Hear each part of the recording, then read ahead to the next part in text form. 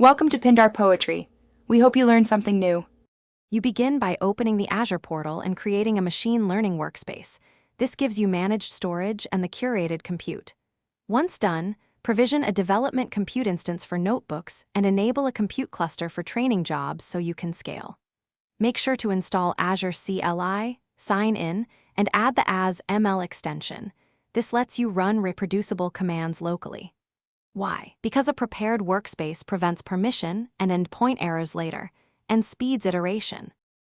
You next register your clean dataset in the workspace so every experiment references a versioned asset. Then write a training script and define an environment file or Docker image. This ensures reproducible dependencies across runs.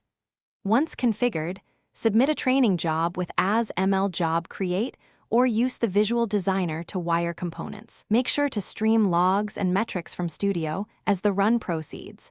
Observability helps you catch data drift or hyperparameter issues early, which saves time.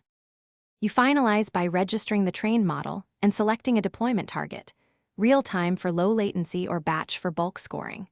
Deploy as a managed endpoint, set CPU or GPU SKU, and configure auto-scale rules to match load. Once deployed, run test post requests to validate outputs and enable application insights logging to capture latency and errors.